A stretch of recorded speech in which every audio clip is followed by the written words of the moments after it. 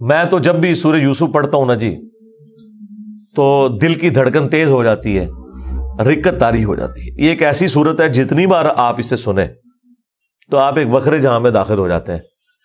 کیا سوز و گداز ہے، ایک شخص جو اللہ کا پیغمبر ہے اسے اپنے بھائیوں سے تکلیف اٹھانی پڑ رہی ہے جو کہ خود ایک پیغمبر کی اولاد ہے، کافر بھی نہیں ہے، اور پھر اللہ تبارک و تعالیٰ انہیں کہاں سے اٹھا کر اس وقت کی جو سب سے بڑی آپ سمجھ لیں امپائر تھی اس کی سب سے کریٹیکل پوسٹ کے اوپر پہنچا دیتے ہیں۔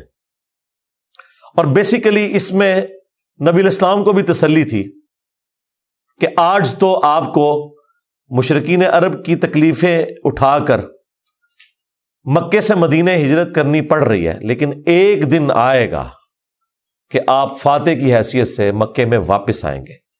جس طرح آپ کے قبیلے کے لوگوں نے، قریش نے، جو اعلان نبوت سے پہلے آپ سے اتنی محبت کرتے تھے کہ آپ کو صادق اور امین کہتے تھے، اس لیول پہ آپ سے دشمنی نبھائی کہ آپ کو اپنا علاقہ چھوڑنا پڑ گیا۔ ایک دن آئے گا انہی لوگوں میں آپ فاتح بن کر آئیں گے اور اس وقت آپ بادشاہ ہوں گے، اللہ کے خلیفہ ہوں گے، اختیار آپ کے پاس ہوگا۔ جس طرح کہ یوسف علیہ السلام کو ان کے بھائیوں سے تکلیف پہنچی اور انہوں نے ان کو بیچ دیا، وہ غلامی کی زندگی انہیں گزارنی پڑی، اس کے بعد جیل کی زندگی، اور الٹیمیٹلی اللہ تعالیٰ نے انہیں مصر میں آپ سمجھ لیں بے تاج بادشاہی بنا دیا۔ لیکن وہاں پہ بھی اینڈ رزلٹ کیا نکلا؟ لا تثریب علیکم اليوم، آج کے دن میں تم پہ کوئی گرفت نہیں کروں گا۔ اور یہاں پر بھی نبی علیہ السلام بھی جب آپ کو پتا ہے مکے میں داخل ہوئے تو آپ نے وہی الفاظ دہرائے جو یوسف علیہ السلام نے دہرائے تھے، لا تثریب علیکم اليوم، آج میں تم پہ کوئی گرفت نہیں کروں گا۔ یار یہ اخلاقیات پیغمبروں کے ہی ہوتے ہیں، یہ حوصلہ پیغمبروں کے اندر ہی ہوتا ہے۔ اللہ تعالیٰ ایک خاص انہیں یہ ملکہ دے دیتا ہے، وہ اپنے نفس پر اتنا قابو پا لیتے ہیں کہ اپنے دشمنوں کے لیے اتنا نرمی کا رویہ تمام اختیار کے باوجود، یہ نبیوں کا ہی خاصہ ہے۔ اللہ تعالیٰ ہمیں بھی اس طرح کے اخلاق میں سے حصہ عطا فرمائے، آمین۔ اچھا، ایران والوں نے یوسف علیہ السلام کی پوری یہ جو بایوگرافی سورہ یوسف میں آئی ہے، اس کے اوپر ایک تفصیلی فلم 45 اقساط کے اوپر بنائی ہے فارسی زبان کے اندر، اور کئی زبانوں میں اس کی ڈبنگ ہو چکی ہے۔ عربی کے اندر ہو چکی ہے ڈبنگ، اردو زبان کے اندر پیغام والے جو ہیں کراچی کے پروفیشنل ڈبنگ انہوں نے کی ہے۔ آپ کو لگتا ہی نہیں ہے اردو میں فلم بنی ہے یا فارسی میں، اتنی پروفیشنل اس کی ڈبنگ ہے۔ اس میں انہوں نے وہ پورے حالات و واقعات فلمائے ہیں اور آپ کو اس زمانے میں پہنچا دیا ہے۔ آپ یوسف علیہ السلام کے جو قید کے سال ہیں نا، وہ آپ کو بس وہ اس فلم کو دیکھ کے اندازہ ہوگا کہ یہ کیا تکلیف ہے جو انہوں نے کاٹی ہے، اور ایک چھوٹے سے بچے نے جو تکلیفیں اپنے بھائیوں سے کاٹی، ایسا بچہ کہ جس کی ماں بھی فوت ہو چکی ہے۔ میں کہتا ہوں نہیں، وہ فلم تو آپ جتنی بار دیکھیں، وہ ڈرامہ سیریل، انسان کے آنسو نہیں رکتے جس پرفیکشن کے ساتھ انہوں نے اسے فلمایا، اور ریالٹی تو اس سے بھی زیادہ دردناک ہوگی۔ تو ظاہر ہے اب یہ ایک فلم بن چکی ہے، اور میں نہیں سمجھتا کہ وہ مسلمان جو روزانہ ہالی ووڈ یا بالی ووڈ کی فلمیں دیکھ کر سوتے ہیں، ان سے یہ ڈرامہ سیریل مس ہو جائے، انہیں ضرور دیکھنی چاہیے۔ اور توحید جس طریقے سے انہوں نے اس میں بیان کی ہے، کمال کی توحید بیان کی ہے۔ چند ایک جگہوں پہ آپ کو اختلاف ہو سکتا ہے، لیکن اوورآل جس طریقے سے انہوں نے اسے فلمایا، ایک صحیح ایمان جو ایک مسلمان کے دل میں جاگزی ہونا چاہیے، وہ انہوں نے واقعی اس کے اندر فلما دیا۔ میں شروع میں ایک بلو پرنٹ کے طور پر سورہ یوسف میں جو یوسف علیہ السلام کی بایوگرافی آئی ہے وہ بیان کر دیتا ہوں، مختصر سی، تفصیلی میں نہیں کروں گا تاکہ آپ کا ٹیسٹ خراب نہ ہو۔ پھر آپ جب ان آیات سے گزریں گے تو آپ اس ٹیسٹ کو فیل کریں گے۔ یوسف علیہ السلام چونکہ حضرت یعقوب علیہ السلام کے بیٹے تھے، اور ظاہر ہے کہ ان کی لیگیسی کو آگے کسی نے تو لے کے چلنا تھا۔ یوسف علیہ السلام کہ 11 بھائی تھے، ان میں سے ایک بنیامین تھے، جو ایسے بھائی تھے کہ ماں اور باپ دونوں کامن تھے، اور باقی جو 10 بھائی تھے وہ دوسری والدہ سے تھے ان کے، وہ خالہ بھی لگتی تھی ان کی، یوسف علیہ السلام کی، اور ظاہر ہے کہ ماں بھی تھی کیونکہ ان کے والد نے ان سے نکاح کیا ہوا تھا۔ 10 بیٹے اس ماں سے تھے، 2 یہ تھے، اور آپس میں ان کا ایک حسد والا معاملہ ہو گیا شیطان کی وجہ سے، ظاہر ہے کہ اب باپ کی لیگیسی کو کس نے آگے لے کے چلنا ہے، وہ ظاہر ہے وہ تو باپ نے تو ڈیسائیڈ ہی نہیں کرنا، وہ تو اللہ نے ڈیسائیڈ کرنا ہے۔ اب یوسف علیہ السلام کو اللہ تعالیٰ نے ایک خواب دکھایا، اور خواب انبیاء کے حق میں وحی الہی ہوتا ہے۔ بخاری مسلم میں حدیث ہے کہ خواب نبوت کا 46واں حصہ ہے۔ حضرت ابراہیم علیہ السلام کو بھی خواب میں ہی دکھایا گیا تھا، سورہ صافات میں آتا ہے کہ میں اپنے بیٹے کی قربانی کر رہا ہوں، اسی لیے انہوں نے اسے ایگزیکیوٹ کرنے کی کوشش کی، اور اللہ تعالیٰ نے فدیہ بھیج دیا، لیکن ایگزیکیوٹ اتنی بڑی ایکٹیویٹی کو کرنا کہ بیٹا قربان کرنا، اسی لیے تھا کہ وہ وحی الہی تھا۔ یوسف علیہ السلام کو اللہ تعالیٰ نے چھوٹی عمر کے اندر ہی 10-12 سال کی عمر میں ہی یہ خواب دکھایا کہ 11 ستارے اور سورج اور چاند انہیں سجدہ کر رہے ہیں۔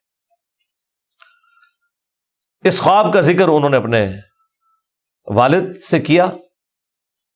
ظاہر ہے اس زمانے میں تو والد ہی ڈائریکٹ ٹریننگ کیا کرتے تھے اپنی اولاد کی، اور ایک بڑی فرینکنس ہوتی تھی، اور پھر نبی کی اولاد۔ حضرت یعقوب علیہ السلام کو پتہ چل گیا کہ میری اس نبوت کا وارث اب یہ ہونے والا ہے، یعنی 12 بچوں میں سے اس کے سر کے اوپر یہ تاج نبوت سجنا ہے۔ تو ظاہر ہے باقیوں نے تو حسد کرنا ہے، حسد تو آ ہی جاتا ہے، آدم علیہ السلام کے بیٹوں میں آیا تھا، تو یہ اولاد آدم والا ہی معاملہ ہے۔ بہرحال وہ حسد آیا۔ حضرت یعقوب علیہ السلام نے یوسف علیہ السلام سے کہا تھا کہ اس خواب کا ذکر تم نے اپنے بھائیوں سے نہیں کرنا، ورنہ وہ تمہارے خلاف کوئی نہ کوئی چال چلیں گے۔ لیکن بہرحال یہ خواب والی بات کسی طریقے سے لیک ہو گئی، یوسف علیہ السلام نے تو نہیں کی، لیکن شاید آپ کی بیوی نے سنی اور انہوں نے باقی بیٹوں تک بات پہنچا دی۔ بہرحال کچھ ہوا ایسا معاملہ، اور ان کو اس اعتبار سے بھی اشارے مل گئے کہ یوسف علیہ السلام کے ساتھ زیادہ برتاؤ ایکسٹرا آرڈنری کرتے تھے یعقوب علیہ السلام، کیونکہ انہیں پتا تھا کہ یہ اللہ کے پیغمبر ہیں، اور انہوں نے اس توحید کی دعوت کو میرے بعد آگے لے کر چلنا ہے۔ حضرت یعقوب علیہ السلام کے جو باقی بیٹے تھے 10، 11واں تو خیر وہ چھوٹا تھا، وہ ان کا چھوٹا بھائی تھا، اس کے ساتھ تو مسئلہ کوئی نہیں تھا۔ وہ 10 بیٹوں نے اپنے باپ سے کہا کہ ہم دیکھتے ہیں کہ آپ بڑے پوزیسو ہیں یوسف کے معاملے میں، اسے آپ ہمارے ساتھ بھیجیں، یہ بھی ہمارے ساتھ کھیلا کودا کرے، جب ہم اپنے جانوروں کو چرانے کے لیے لے جاتے ہیں تو اس کو بھی ساتھ لے جائیں گے، تھوڑی اس کی بھی آؤٹنگ ہو جائے گی۔ تو حضرت یعقوب علیہ السلام کو یہ بات کلک کر گئی کہ یہ کچھ کرنا چاہتے ہیں، ان کو تو اندازہ ہی نہیں تھا کہ اتنی بڑی آزمائش ان کا انتظار کر رہی ہے۔ یار 40 سال کی جدائی آپ امیجن کریں، اور قرآن میں آیا کہ وہ نابینا ہو گئے تھے رو رو کے، اس تکلیف سے وہ گزرے۔ تو انہوں نے کہا کہ مجھے خطرہ ہے کہ تم یوسف کو صحیح طریقے سے دیکھ بھال اس کی نہیں کرو گے، کیئر لیس ہو جاؤ گے، چھوٹا بچہ ہے، کوئی بھیڑیا اس پہ حملہ آور نہ ہو جائے۔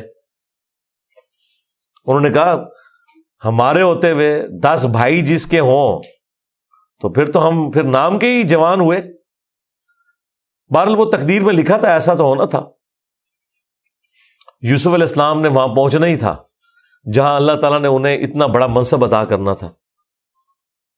وہی ہوا، تنگ آ کے یعقوب علیہ السلام نے اجازت دے دی، وہ لے گئے یوسف علیہ السلام کو، اور پلان یہ بنایا کہ اسے قتل کریں گے۔ لیکن ایک بھائی تھا جو آڑے آ گیا، اس نے کہا قتل نہ کرو، ہے تو ہمارا بھائی، ہم اسے کسی کنویں میں ڈال دیتے ہیں، اور ان زمانوں میں جو قافلے گزرا کرتے تھے وہ کنویں پہ پانی کے لیے رکتے تھے، تو ہو سکتا ہے کہ کوئی نکالے تو یہ اس کے ساتھ ہی چلا جائے، جان چھوٹ جائے، قتل نہ کرو۔ اور اس میں وہ یہ بھی کہتے ہیں کہ ہم اس وقت تو یہ ایکٹیویٹی کرتے ہیں، پھر بعد میں اللہ سے توبہ مانگ لیں گے، اللہ تعالیٰ بڑا بخشنے والا مہربان ہے، جو کچھ بھی ہے تیرے محبوب کی امت سے ہے۔ یہ بھی قرآن میں نقل ہوا ہے، وہی سیم مینٹالٹی آگے چل رہی ہے، بعد میں نیک بن جائیں گے۔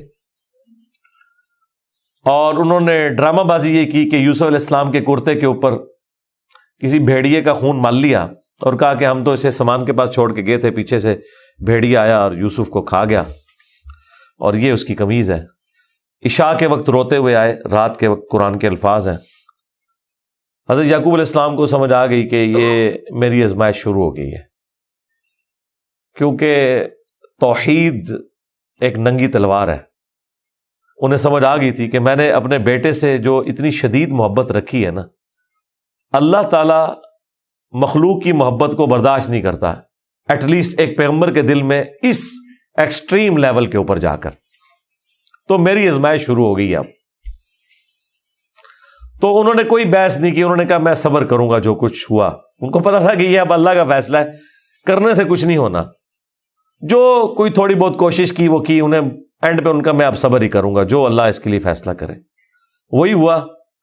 ایک قافلہ وہاں سے گزر رہا تھا، انہوں نے پانی کے لیے ڈول ڈالا، اور یوسف علیہ السلام کو اللہ تعالیٰ نے قرآن میں آیا کہ یوسف کو ہم نے تسلی دی کہ ایک دن آئے گا کہ تم اپنے بھائیوں کو بتا دو گے جو انہوں نے یہ غلطی کی تھی، ہم تمہیں سرخرو کریں گے۔ بہرحال ابھی تو تمہارے لیے طے ہو گیا، اور ظاہر جبرائیل علیہ السلام آنا شروع ہو گئے چھوٹی عمر میں ان کے پاس، ان کی تسلی کے لیے، اسی لیے ڈھارس بندی۔ انہوں نے پانی کے لیے ڈول ڈالا، یوسف علیہ السلام نے وہ پکڑا اور باہر نکل آئے، اور بھائی جو ہیں چھپ کے یہ منظر دیکھ رہے تھے۔ انہوں نے کہا یہ نہ ہو یہ پھر واپس آ جائے۔ انہوں نے چند ٹکوں کے عوض، چند دراہم کے عوض بیچ دیا، کہا یہ ہمارا غلام تھا، تو بھاگ کے آئے، یہ ہمارا غلام ہے، اور جان چھڑائی اس طریقے سے۔ یوسف علیہ السلام بھی چپ کر کے چلے گئے، انہیں پتا تھا کہ میرے لیے فیصلہ ہو چکا ہے، اور کس تکلیف سے وہ مصر تک پہنچے، اور وہاں پہ غلاموں کا بازار لگتا تھا، وہاں بیچنے کے لیے عبرانی غلام، اور پڑھنا لکھنا بھی جانتے تھے، ذہین بہت تھے۔ تو عزیز مصر وہاں سے گزر رہا تھا، یعنی آپ سمجھ لیں بادشاہ کے بعد جو سیکنڈ پوسٹ ہوتی ہے۔ اس نے دیکھا کہ یہ تو شکل ہی غلاموں والی نہیں ہے، یہ کوئی ایکسٹرا آرڈنری بندہ ہے۔ اس نے خرید لیا اور لا کے اپنی بیوی سے کہا کہ یہ میں خرید کے لایا ہوں، اولاد تو ہماری کوئی نہیں، ہو سکتا ہے ہم اسے ہی اپنا بچہ بنا لیں۔ اور یوں یوسف علیہ السلام کہاں دور دراز کے شام کے علاقے جو سویلائزڈ بھی نہیں تھا، بھیڑ بکریاں چرانے والے بدو لوگوں میں سے اٹھ کے اس وقت کی سب سے سویلائزڈ حکومت مصر کی، فرعونوں کی حکومت، آج تک آپ یہ اہرام مصر گیزا کے جو ہے پیرامڈز یہ دیکھ رہے ہیں، یہ ان لوگوں نے تعمیر کیے ہوئے ہیں۔ وہاں پہنچ کے، اور قرآن کے الفاظ ہیں کہ ہم نے یوں اس کے لیے معاملہ آسان کر دیا کہ وہ عزیز مصر کی تربیت میں رہے اور علم حاصل کرے۔ ظاہر ہے کہ وہ کتنی بڑی بڑی میٹنگز ہوتی ہوں گی، جس میں میٹنگ کا ارینجمنٹ کرنا، کھانے پینے کا ارینجمنٹ کرنا، اور ایک خادم کی حیثیت سے باتیں بھی سنتے ہوں گے۔ یوں اللہ تعالیٰ نے ان کی لرننگ کروائی، اور یوں وہ جوانی کی عمر کو پہنچ گئے۔ اب عزیز مصر کی جو بیوی تھی، ظاہر ہے کہ وہ ادھر کا جو ماحول تھا ایک بے حیائی کا، اس کا وہ شکار تھی۔ وہ صرف وہ نہیں تھی، باقی عورتیں بھی تھیں۔ اس کی قسمت مری ہوئی تھی اس اعتبار سے کہ آزمائش سب سے پہلے اس پہ پڑی۔ یوسف علیہ السلام کو اللہ تعالیٰ نے حسن دیا ہوا تھا، تو وہ ان پہ فریفتہ ہو گئی، اور اس نے کوشش کی کہ انہیں برائی پر آمادہ کرے۔ دروازے بند کر دیے، قرآن کے الفاظ ہیں، برائی کی طرف بلایا۔ پہلے بلایا تو کسی اور کام سے تھا، اور اللہ تعالیٰ نے قرآن میں کہا کہ اس عورت نے یوسف کا قصد کیا، یوسف بھی قصد کر لیتا اگر اپنے رب کی نشانی نہ دیکھ لیتا، برہان۔ اور وہ نشانی قرآن میں نقل نہیں ہوئی، اسرائیلی روایتوں میں ملتا ہے کہ ان کو ان کے والد یعقوب علیہ السلام کی شبیہ دکھائی گئی، جو کہ یوں انگلی سے اشارہ کر رہے تھے کہ بیٹا یہ کام نہیں کرنا، اس طرف نہیں آنا۔ تو وہ بچ کے، ظاہر ہے اللہ نے فرمایا کہ یہ ہمارے مخلص بندے تھے، یعنی مخلص چنے ہوئے. ایک لفظ ہے مخلص جو اخلاص شو کرتا ہے، ہم مخلص ہونے کی کوشش کرتے ہیں، لیکن مخلص پیغمبر ہوتے ہیں جنہیں اللہ اپنے لیے خالص کر لیتا ہے. اللہ نے کہا ہم نے بچایا، یعنی انبیاء بھی جو بچتے ہیں نا برائیوں سے، وہ اللہ کی مدد کی وجہ سے. بہرحال اس تکلیف سے وہ گزرے، خبر لیک ہو گئی، کیونکہ جب اس نے قصد کیا تو یوسف علیہ السلام بھاگے. اللہ تعالیٰ نے معجزانہ طور پر وہ دروازے کھول دیے، اور یہ سین جس طریقے سے انہوں نے فلمایا ہے پہنچا دیا جی انہوں نے اس جگہ پہ، اس فلم کے اندر ایران والوں نے. بہرحال قرآن کے الفاظ ہیں جب وہ دروازے کے اوپر پہنچے تو وہاں سے عزیز مصر آ گیا، اور پیچھے عورت بھی ہے تو اسے بھی شک پڑ گیا. وہاں پہ کوئی سیانہ بندہ تھا جس نے کہا کہ یہ دیکھو کہ اگر یوسف کی قمیض آگے سے پھٹی ہوئی ہے تو یوسف جو ہے وہ مجرم ہے، اور اگر یہ پیچھے سے پھٹی ہوئی ہے تو پھر وہ عورت مجرم ہے. کیونکہ یوسف علیہ السلام بھاگے تھے، اس نے پیچھے دوڑ لگائی ان کو پکڑنے کے لیے، تو پیچھے سے قمیض پھٹی ہوئی تھی اور وہ پیچھے سے پھٹی نکلی. ایران والوں نے فلم میں یہ فلمایا کہ وہ ایک شیرخوار بچہ بول اٹھا، لیکن یہ دور کی بات ہے. اگر یہ واقعہ ہوا ہوتا تو سارے کے سارے یوسف علیہ السلام کو اسی وقت نہ مان لیتے کہ یہ تو کوئی عام انسان نہیں ہے. مجھے لگتا ہے کوئی سمجھدار آدمی تھا جس نے مشورہ دیا، اور یہ لاجیکل بھی تھا. تو عزیز مصر کو پتہ چل گیا کہ اس عورت کی چال ہے، پھر بھی وہ باز نہیں آئی. جب اس کی خبر لیک ہوئی تو اس نے کہا میری تو دم کٹ گئی ہے، میں اب ساری عورتوں کی دم کٹواؤں گی. اس نے وہ جتنی بڑے اشرافیہ وہاں مصر کا تھا ان ساری عورتوں کو دعوت پہ بلایا، اور سب کے ہاتھ میں ایک ایک چھری دے دی، قرآن کے الفاظ ہیں، اور ایک ایک سیب دیا، اور یوسف علیہ السلام کو کہا کہ ان عورتوں کے سامنے آؤ. تو قرآن کے الفاظ ہیں کہ جب یوسف علیہ السلام ان کے سامنے آئے تو عورتوں نے بے خیالی میں وہ کاٹتے ہوئے سیب کو اپنی انگلیاں بھی کاٹ لی. کاٹنے سے مراد یہ نہیں کہ وہ کٹ کے علیحدہ ہوگی، مراد یہ کہ اس پہ تھوڑا بہت زخم آیا. یہ اتنا نہیں ہے کہ وہ انگلیاں ٹوٹ ٹوٹ کے کوئی علیحدہ ہو گئی تھی، یا کوئی ساری عورتوں نے یہ سب کچھ کر لیا. ڈاکٹر سرار صاحب نے اس کی اچھی توجہ بیان کی ہے کہ ہو سکتا ہے کہ کسی عورت کی انگلی زخمی ہو، اور یوسف علیہ السلام جو کہ غلام تھے وہ اس کی طرف متوجہ ہوں کہ میں اس کو پٹی کر دوں یا اس کے لیے کچھ ارینجمنٹ کروں، تو باقی عورتوں نے یوسف علیہ السلام کو اپنی طرف اٹریکٹ کرنے کے لیے جان بوجھ کے خود ہی اپنی انگلی کاٹی ہو کہ تاکہ وہ متوجہ ہوں. کوئی بہرحال اس طرح کا سلسلہ ہوا ایک ایکسٹرا آرڈنری. اور جب یہ حالت ہوئی تو اس نے پھر کہا کہ ہاں یہ تھا جس کے لیے تم مجھے بات کر رہی تھی، تم لوگ بھی تو اس میں گرفتار ہو گئے. اور پھر اس کی ڈٹائی ہے، اس نے کہا کہ میں اسے برائی کی طرف بلا رہی ہوں، اگر اس نے یہ میری بات نہ مانی تو میں اسے جیل میں ڈلوا دوں گی. تو یوسف علیہ السلام نے دعا کی کہ یا اللہ مجھے جیل قبول ہے اس برائی کے عوض کہ میں تیرا مجرم بنوں. دیکھیں کوئی گناہ بھی نہیں کیا، برائی سے بچے ہیں. ہم ہوں تو ہم کہ ہمیں انعام ملے، وہ کہہ رہے ہیں مجھے انعام میں جیل مل جائے کہ میں ان کے شر سے بچ جاؤں. بہرحال پھر وہ بہانہ کر کے ان عورتوں نے جھوٹے الزامات لگا کے یوسف علیہ السلام کو جیل میں ڈلوا دیا. یوسف علیہ السلام بھی راضی تھے، ٹھیک ہے چلے گئے. آلموسٹ 9 سے 10 سال تک وہ جیل میں رہے، اور وہ جیل کا جو انہوں نے سین فلمایا ہے وہ بندہ دیکھ نہیں سکتا. جو وہاں پہ کس پرسی کی حالت تھی بال انہوں نے گزاری، لیکن آپ کے اخلاق سے متاثر ہو کے دعوت توحید بھی وہاں پہ پہنچی. اور اسی دوران 2 ایسے قیدی تھے کہ ان دونوں نے الگ الگ خواب دیکھے، اور انہوں نے یوسف علیہ السلام سے کہا کہ آپ اچھے بھلے معلوم ہوتے ہیں، اگر آپ تعبیر بتا سکتے ہیں. انہوں نے کہا میں اس کی تعبیر جو بتاؤں گا وہ تعویل ہوگی، پھر وہ مقدر ہو جائے گی. اور وہ خواب انہوں نے اپنا بیان کیا. ایک نے خواب یہ بیان کیا کہ میں نے یہ دیکھا کہ میں اپنے رب یعنی اپنے اس بادشاہ کو شراب نچوڑ کے دے رہا ہوں. دونوں کے قتل کے فتوے جاری ہو چکے ہوئے تھے. تو یوسف علیہ السلام نے اسے کہا کہ تم عنقریب چھوٹ جاؤ گے. دوسرے نے دیکھا کہ میرے سر کے اوپر روٹیوں کا ایک ٹوکرا ہے اور اس سے جانور پرندے کھا رہے ہیں، تو ان کا تم سولی دیے جاؤ گے اور تمہاری لاش اسے جانور کھائیں گے. اور وہی ہوا. اور قرآن کے الفاظ ہیں کہ جسے نجات ملنے والی تھی اسے یوسف علیہ السلام نے کہا کہ جب تم چھوٹ جاؤ تو اپنے بادشاہ سے میرا ذکر کرنا کہ میرے ساتھ یہ زیادتی ہوئی ہے. لیکن قرآن کے الفاظ ہیں کہ شیطان نے وہ ذکر بھلا دیا. ظاہر ہے اللہ نے تو کوئی اور ہی فیصلہ کیا ہوا تھا. اور یوں آلموسٹ 9 سے 10 سال ان کے جیل میں کٹ گئے, یہاں تک کہ اس بادشاہ کا جو بیٹا ہے وہ تخت نشین ہوا اور اس نے خواب دیکھا. ظاہر بادشاہ کو اللہ تعالیٰ اس طرح کے خواب دکھایا کرتا تھا. مخلوقات کو دیکھنے کی ذمہ داری اللہ تعالیٰ نے بادشاہوں کے اوپر ہی رکھی ہوئی ہے جو ان کے انڈر رعایا ہے.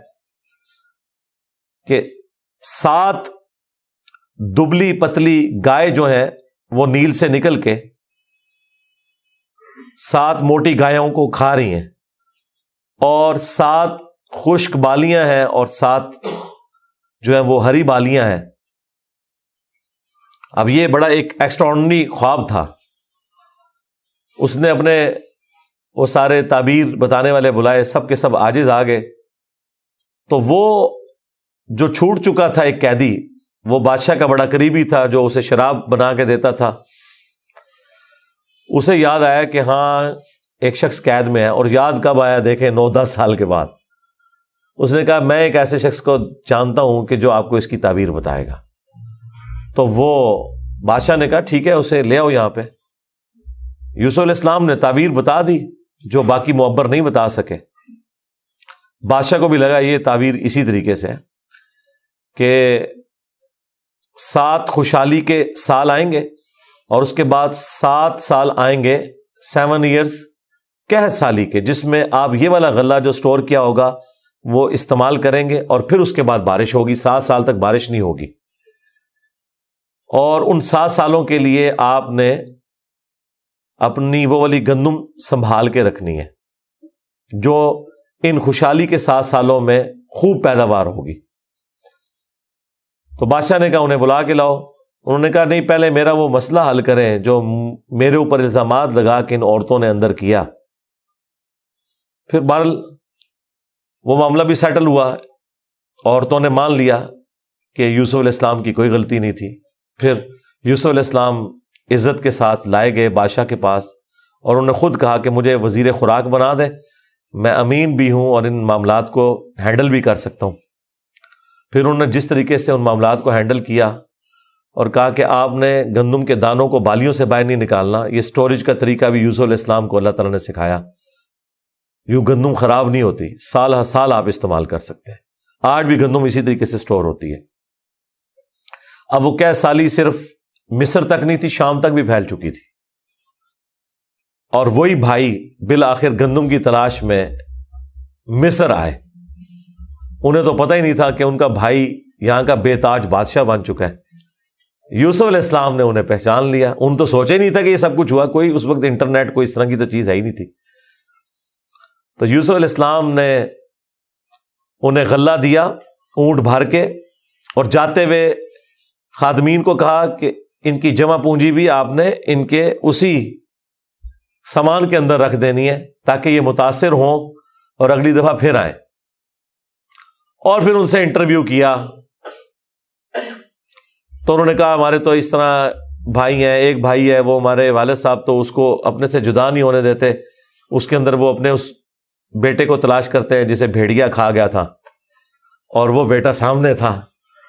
یوسف علیہ السلام کے بارے میں اللہ تعالیٰ فرماتا ہے کہ یوسف علیہ السلام یہ باتیں سن رہے تھے اور دل ہی دل میں کہہ رہے تھے کہ تم ظالم ہو, لیکن اللہ کی طرف سے اجازت نہیں تھی. ان کا اچھا پھر تم دیکھ رہے ہو اس بھائی کا بھی سامان میں تمہیں دیتا ہوں, اگلی بار اس بھائی کو ساتھ لے کے آؤ گے ورنہ میں تمہیں سامان نہیں دوں گا. ظاہر کسی بہانے سے تو بلانا تھا نا. اور واپس جب پہنچے انہوں نے دیکھا یہ تو اتنا فیاض بادشاہ ہے, اس نے تو ہماری وہ جمع پونجی جو بھی تھا, کوئی کاٹن لے کے گئے تھے, یا اس وقت تو بارٹر سسٹم ہوتا تھا نا, وہ واپس کر دی ہے. تو اپنے والد سے کہا کہ آپ اپنا وہ بیٹا بھی بھیجیں, وہ تو بڑا اچھا بادشاہ ہے. تو ان کا نا ایک دفعہ تم اسی کے بھائی کو لے گئے تھے, وہ واپس نہیں آیا, اس کو تو میں اب الگ نہیں کروں گا. ان کا ابا جی پھر بھوکے ہی مریں گے. آپ کون سے شیخ عبد القادر جیلانی ہے کہ آپ نگاہ مار کے یہ کچھ کر لیں گے؟ ہاں تو اور کیا, گندم کے لیے انبیاء ان کی اولادیں اور یہ تو ہمیں سکھاتے ہیں کہ جی بڑے سے بڑا غوث قطب ابدال کسی صحابی کے پاؤں کی خاک بلکہ گھوڑے کے قدموں کی خاک نہیں ہے. تو قرآن میں تو کچھ اور ہی مل رہا ہے. اب بڑی فاقے آ جائیں گے کیا کریں. ان کا ٹھیک ہے بس دوسرا بھی اب دیتا ہوں. اور پھر اس میں انہوں نے ایک جملہ بولا کہ قریب ہے کہ اللہ تعالیٰ مجھے میرا یوسف بھی واپس کر دے. انہیں پتا چل گیا کہ ابھی بھی میری آزمائش باقی ہے. میں نے یوسف کو بنیامین میں تلاش کرنا شروع کر دیا تھا. ابھی بھی وہ والی کامل توحید جو اللہ کو ریکوائرڈ ہے نا, جو پیغمبر سے ریکوائرڈ ہے, ایکسٹرا آرڈنری, والذین آمنوا اشد حبا للہ, اس کا بھی اعلیٰ ترین درجہ. تو انہوں نے کہا بہرحال مجھ سے پکا عہد کرو کہ اس بھائی کو واپس لے کے آؤ گے یہاں تک کہ سارے قتل ہو جاؤ, پھر تو معافی ہے, ادروائز تم لوگ زندہ واپس آئے اور اس کو نہ لائے میں تمہیں معاف نہیں کروں گا. ان کا جی ابا جی عہد کرتے ہیں جی, بے فکر ہو جائیں آپ, ایسے ہی ہوگا. لے گئے. اب وہاں تو یوسف علیہ السلام نے پلان کیا تھا. جاتے ہی انہوں نے بنیامین کو تو اپنے پاس بلا کے کہا کہ میں تیرا وہ گم شدہ بھائی یوسف ہوں, بلکہ ان کی نظر میں تو وہ سمجھ لیں فوت ہی ہو چکے تھے. اور کہا کہ اپنے بھائیوں کو نہیں بتانا تم نے, میں ایک طریقے سے تمہیں یہاں روکوں گا کیونکہ بادشاہ کے قانون میں تمہیں روک نہیں سکتا.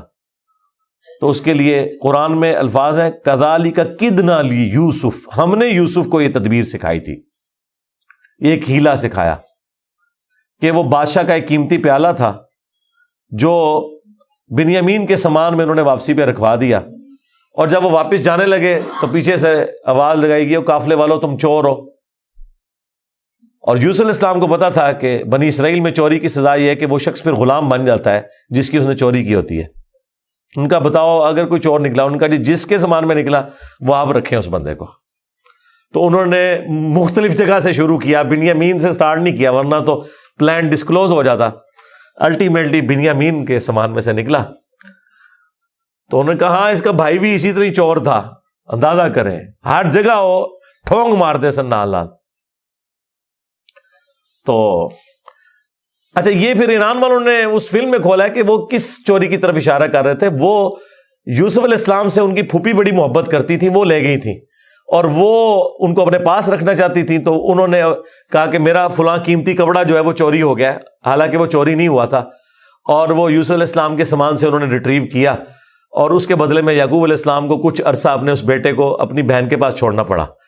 تو یہ ان کو کلک کر گیا آئیڈیا, یہی والا آئیڈیا انہوں نے اپنے بھائیوں کے اوپر بھی اپلائی کیا, اور ان کے بھائیوں کا بھی اشارہ اسی طرف تھا کہ اس نے تو بچپن میں اس کا بڑا بھائی بھی چور تھا, حالانکہ اس نے چوری نہیں کی ہوئی تھی, نہ ادھر چوری والا معاملہ تھا. بہرحال ان میں سے ایک بھائی نے کہا بھائی میں تو اب واپس نہیں جاؤں گا, میں تو ابے سے عہد کر کے آیا ہوں کہ بھائی میں تو اپنے بھائی کی یاد میں ادھر ہی رہوں گا جب تک کہ کوئی معاملہ نہ ہو. تم لوگ جاؤ نا ذرا اور جا کے ابا جی کو ساری صورتحال بتاؤ, اور بتاؤ کہ تمہارا یہ بیٹا چور نکلا ہے اور ہم لاکھ قسمیں کھائیں آپ نے ماننا نہیں ہے. تو وہ چلے گئے واپس. پھر حضرت یعقوب علیہ السلام نے ایک خط روانہ کیا, ریکویسٹ بھیجی عزیز مصر کو. انہیں تو نہیں پتا تھا کہ ان کا بیٹا ہی ہے, اور وہ بڑے دردناک انداز میں انہوں نے اس فلم میں فلمایا ہے.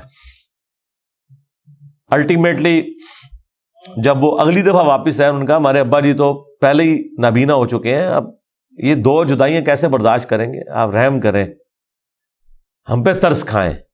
پھر یوسف علیہ السلام نے کہا کہ تمہیں یہ ساری باتیں اس وقت نہیں یاد آئی, تمہیں یاد نہیں تم نے اپنے بھائی کے ساتھ کیا کیا تھا. تو وہ جب سٹوری انہوں نے بیان کرنی شروع کی تو انہیں پتا چل گیا کہ یہ وہی یوسف ہے. انہوں نے پوچھا آپ یوسف ہیں؟ ان کا ہاں, دیکھو اللہ نے مجھے کیا کچھ عطا کیا ہے. اور انہوں نے کہا کہ ہمیں معاف کر دیں. انہوں نے کہا لا تثریب علیکم اليوم, آج کوئی گرفت نہیں ہے, شیطان نے یہ ہمارے درمیان جدائی ڈالی تھی. کیونکہ اتنے بڑے منصب تک پہنچنے کے لیے تکلیف بھی تو کاٹنی پڑتی ہے نا. حسین بننا کوئی سوکھا تو نہیں ہے, جنتی نوجوانوں کا سردار بننا ہے تو پھر قربانی تو دینی پڑے گی, اور انبیاء کو یہ پتا ہوتا ہے کہ قربانی سے گزر کے ہی آپ مقام حاصل کرتے ہیں. انہوں نے کہا کہ یہ میری قمیض لے جاؤ, اللہ تعالیٰ نے وحی کے ذریعے مجھے بتائی ہے یہ بات, جا کے میرے والد کی آنکھوں پہ ملو, اللہ تعالیٰ ان کی بینائی کو واپس کرے گا. اور یوں وہاں سے ایک قاصد نکلا, وہ کرتا لے کے یوسف علیہ السلام کا.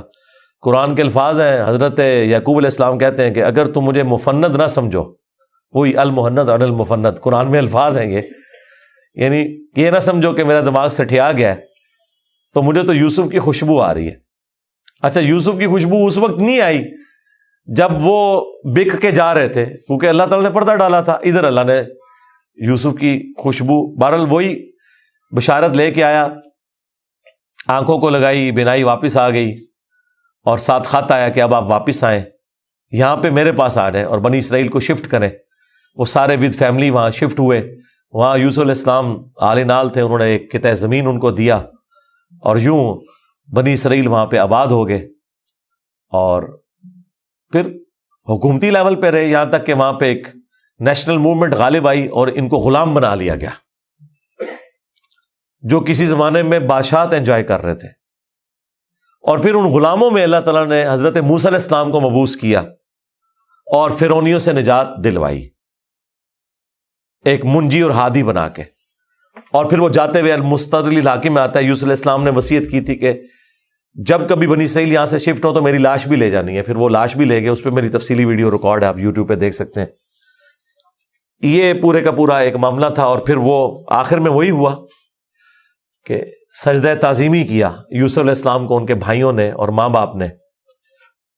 ان زمانوں میں سجدہ تعظیمی جائز تھا, جس طرح کہ آدم علیہ السلام کو فرشتوں نے کیا, اور اس امت میں حرام ہو گیا. ابو داؤد میں اور ترمذی میں حدیث ہے کہ اگر میں سجدہ تعظیمی جائز سمجھتا تو بیویوں سے کہتا کہ اپنے خامدوں کو کریں اس حق کے سبب. ابو داؤد میں تو الفاظ ہیں, ایک صحابی نے حضور کو سجدہ کیا, آپ نے فرمایا سر اٹھا کیا کر رہا ہے, جب میں فوت ہو جاؤں گا تم میری قبر سے گزرو گے تو کیا مجھے سجدہ کرو گے؟ انہوں نے کہا نہیں یا رسول اللہ. فرمایا مجھے کیوں سجدہ کر رہے ہو؟ اگر میں سجدہ جائز سمجھتا تو بیویوں سے کہتا کہ اپنے خامدوں کو کریں. اور یہ سجدہ تعظیمی, سجدہ عبادت ہمیشہ سے اللہ کے لیے رہا ہے. جبرائیل علیہ السلام نے حضرت آدم کو سجدہ عبادت نہیں کیا, سجدہ تعظیمی تھا. ان زمانوں میں ٹو باؤ ڈاؤن بھی ہوتا تھا, جھکا بھی جاتا تھا. ہمارے نبی علیہ السلام پر اللہ تعالیٰ نے جو ختم نبوت فرمائی تو توحید بھی ایسی کامل کی ہے کہ اب یہ سب کے سب معاملات ختم. ختم نبوت کی برکت سے کشف, الہام, یہ سب کچھ ختم غیر نبی کے اوپر, سوائے بخاری مسلم میں ہے مبشرات, وہ بھی خواب. وہ اللہ کی طرف سے بھی ہو سکتے ہیں, شیطان کی طرف سے بھی ہو سکتے ہیں, نفس کی طرف سے. وہ تو وقت پورا ہوگا تو پتہ چلے گا یہ سچا یا جھوٹا ہے. باقی نبی علیہ السلام نے کہا اب یہ نبوت کی خبریں ختم ہو چکی. اگلے زمانوں میں یہ ہوتا تھا, اللہ تعالیٰ غیبی خبریں دیا کرتا تھا غیر انبیاء کو بھی. اور اگلے زمانوں میں یہ بھی تھا کہ سجدہ تعظیمی ہوتا تھا. اللہ تعالیٰ نے توحید بھی اس امت میں کامل کی کہ سجدہ تعظیمی بھی حرام کر دیا, اور اب کسی کے لیے سجدہ نہیں ہے. بل وہ سجدہ کیا تو حضرت یوسف علیہ السلام نے کہا ابا جان یہ دیکھ لیں, یہ تعبیر ہے میرے اس خواب کی جو میں نے وہ بچپن میں دیکھا تھا. سرکار وہ خواب بڑا دیکھا ہے, وہ تعبیر ہوندے اس کا مزہ لوٹنے کے لیے 40 سال کی مشقت, جدائی, وہ بڑی تکلیف دہ چیز ہے. وہ جو آخری سین انہوں نے فلمائے ہیں نا, یعقوب علیہ السلام اور یوسف علیہ السلام کی جو ملاقات والا سین ہے, وہ بندہ دیکھ نہیں سکتا. اس زمانے میں انہوں نے پہنچا دیا جی. جو ایران والوں نے وہ ڈرامہ سیریل بنائی ہے 45 اقساط کے اندر. بہرحال الٹیمیٹلی اللہ تعالیٰ نے اس سے نبی علیہ السلام کو بھی بتایا کہ اگر آپ اس تکلیف سے گزر رہے ہیں نا, تو یوسف علیہ السلام نے بھی تکلیف کاٹی. ہمارے نبی کی تکلیف پھر اس لیول پہ نہیں گئی, اللہ تعالیٰ نے 8 سال کے اندر ہی فتح مکہ کروا دیا. لیکن بہرحال انبیاء کو کیسی کیسی تکلیف اٹھانی پڑتی ہیں. یہ واقعات سننے میں بڑے انٹرسٹنگ تو فیل ہو رہے ہیں, لیکن جب آپ وہ فلم دیکھیں گے نا تو آپ کو اندازہ ہوگا کہ جس پہ یہ گزر رہی تھی اس کے لیے کتنی تکلیف دہ چیز تھی. ایک ایک لمحے پہ تکلیف جوڑی ہوئی تھی, اس کو ہم امیجن بھی نہیں کر سکتے. آج بات کرنا آسان ہے. اللہ تعالیٰ نے انبیاء کرام علیہ السلام کو تکلیف سے گزار کر مرتبہ دینا ہوتا ہے. ہمارے نبی علیہ السلام کو بھی اللہ تعالیٰ نے اتنا جو اعلیٰ مقام عطا فرمایا تو اس کے اگینسٹ پھر انہیں تکلیف بھی برداشت کرنی پڑی.